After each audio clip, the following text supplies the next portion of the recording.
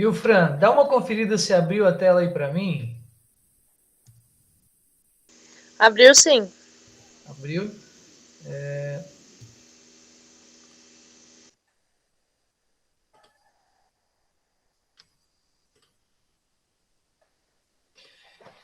Então, pessoal, uma boa noite ali aqueles que estão acompanhando.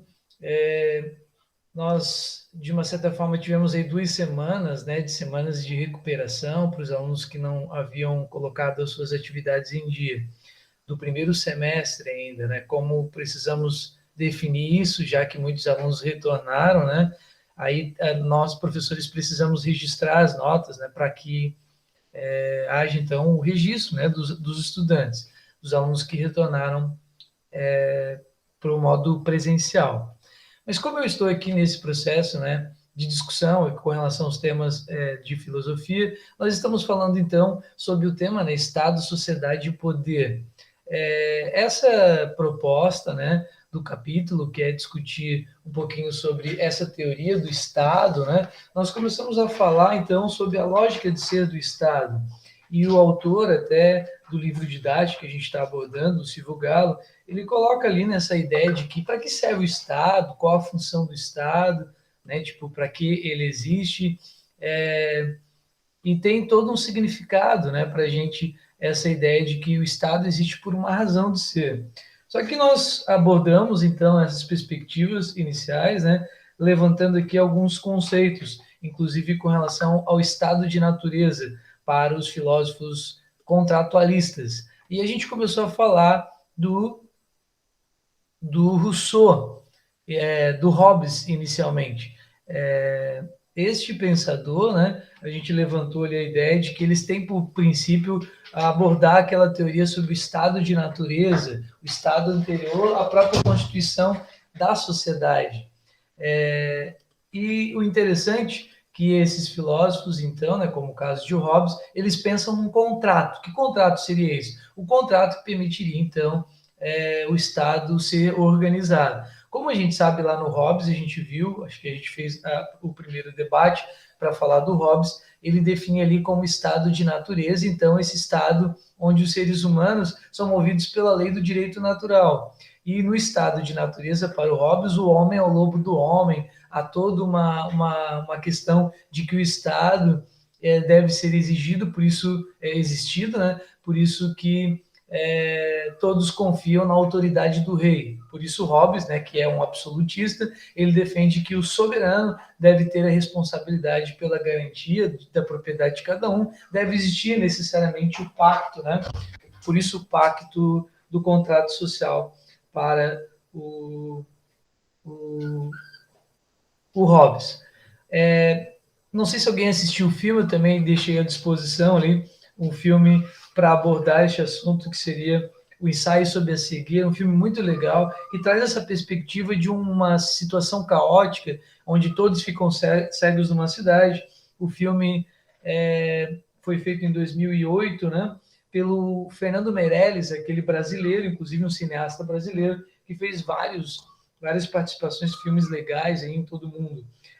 O filme é bem interessante porque, para quem assistiu, né, pode perceber qual a solução do Estado para aquela epidemia de cegueira.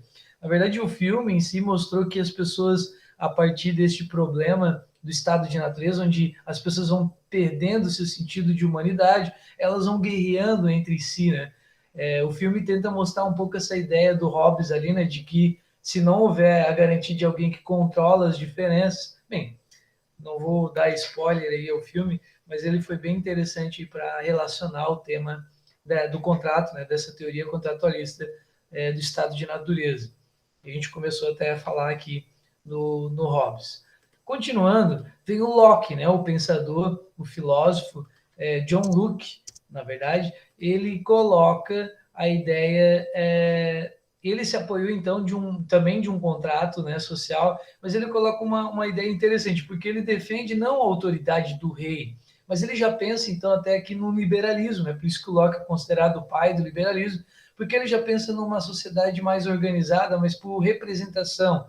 Por isso era ali o parlamento como uma organização da sociedade civil, tipo, né, o parlamento seria representantes do povo que pudesse lutar pelos direitos de todos. Ele até discordava dessa questão do rei, né, governar em nome de uma autoridade divina. Ele dizia que o poder vem do povo. Por isso a comparação do pacto do Locke, ele cita ali o exemplo do consentimento como um casamento, né? Você não é obrigado a casar, né? Você consente, você aceita. O tipo de pacto que ele defende não é um pacto de submissão, como diria lá o Hobbes, submissão ao rei, mas o pacto para o Locke é um pacto de consentimento, então. Por isso que ele faz essa analogia aí com o casamento. Segundo Locke, o principal objetivo do contrato está aqui, ó, é a preservação do direito de propriedade. Todo mundo quer ter a sua propriedade garantida, por isso confia o poder do Estado. A gente até falou nessa ideia de que para que existe o Estado, será que ele seria necessário? Nessas circunstâncias, sim, né? Para dar, então, o direito das pessoas de terem a sua propriedade, como também a garantia de alguns direitos. Ó, todo indivíduo que ocupar a função do poder fará em nome do povo, podendo ser destituído por ele quando não corresponder às expectativas. O Locke foi o cara também que pensou naquela ideia da articulação dos poderes, tipo, que não deveria ter alguém ali vitalício para o resto da vida, né? E não tivesse, então, essa rotatividade do poder. Ele até tenta abordar a questão dos três poderes, né? Ele foi um filósofo que defendeu essa ideia da articulação entre o poder executivo, legislativo e judiciário. Bem interessante isso, se vocês puderem acompanhar, isso está lá no texto que eu também enviei, vai ajudar a responder as questões que eu coloquei disponíveis na plataforma do John Locke, que é o tema da unidade de hoje. Vocês dão uma olhadinha lá, vocês vão perceber que é este o filósofo que a gente está abordando, certo? Não vou me estender hoje, porque a aula é bem curta, né? Já que você já tem aula com outra disciplina, não sei se o professor vai fazer uma live também. Só deixa eu conferir aqui, e eu vou fazer uma chamadinha aqui com a Franciele, que está me assistindo. Eu acredito que os outros estejam ocupados, mas a gente vai deixar livre aqui a live, então não há por que se preocupar, certo? Vamos abrir aqui, deixa eu ver se eu consigo abrir as questões para vocês verem que elas são bem pontuais mesmo, relacionadas, no caso, ao próprio John Locke. Franciele, deixa eu ver se tu consegue ver essa janela. Confira para mim. Por enquanto eu tô vendo tudo preto. Preto. Então, deixa eu ver se eu consigo abrir de novo. Deixa eu interromper aqui. Espera aí.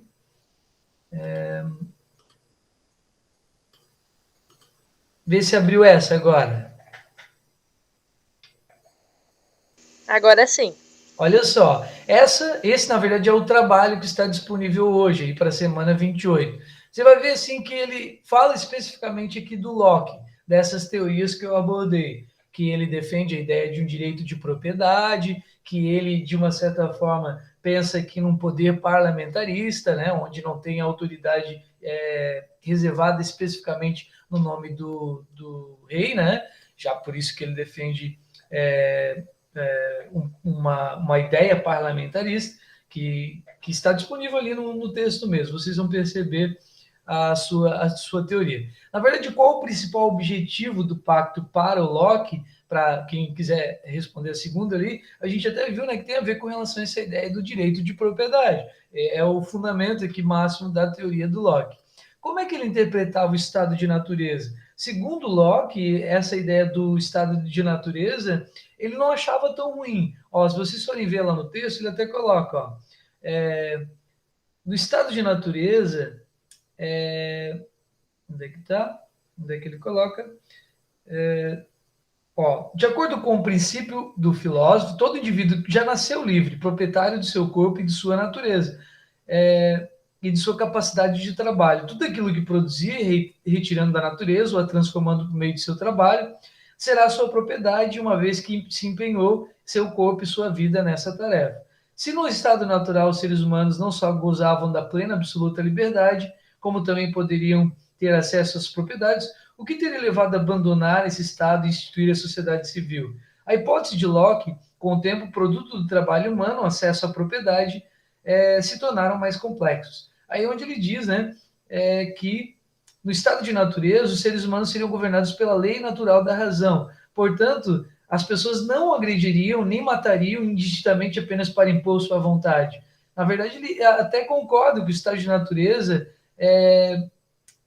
não via, né, como estado de guerra constante. Isso pode ajudar você a responder a questão número 3. Como é que ele vê ali a ideia da sociedade civil? Até o Locke coloca ali, ó, com relação à ideia de que a liberdade civil seria, então, a liberdade dos direitos naturais de todos os seres humanos, né? Diz ele que, sendo fruto do consentimento de todos, a instituição de uma sociedade política não significaria a renúncia à liberdade individual, no caso aqui a aceitação do Estado. Esta não se contrapõe à liberdade natural, mas a preserva e amplia, já que os direitos naturais se tornaram direitos políticos. Então, para ele, a sociedade civil seria essa ideia de que todos teriam direitos, né, políticos e direitos naturais, já que o Estado preservaria esses direitos. E, por fim, são 5 questões. Como ele defende a ideia da articulação dos poderes, a gente viu ali que ele defende o executivo, o legislativo e o judiciário para evitar que o poder fique centrado, né, concentrado nas mãos de uma única pessoa. Deixa eu voltar ali, fazer a chamada e é isso. A aula de hoje é bem direta, especificamente ao Locke. Aí na próxima semana eu vou passar do Hobbes, a atividade, e a gente vai voltar a falar daí sobre o Hobbes também. Tá bom? Não semana que vem vai ter uma live, mas na outra que eu vou fazer para a gente recuperar todo esse conteúdo para avaliação dessa unidade. Certo? Deixa eu fechar aqui. Voltando, Fran, como é que tá? Fui muito rápido, né?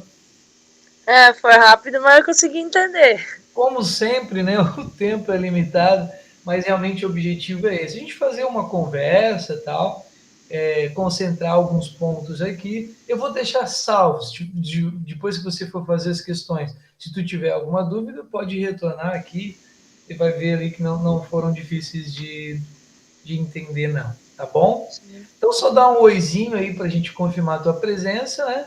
Oi. Tá bom. E eu deixo aqui um forte abraço, que você tenha uma ótima semana e a gente se vê na sequência. Obrigada igualmente. Tá bom, então. Boa noite. Boa noite. Tchau, tchau. Tchau.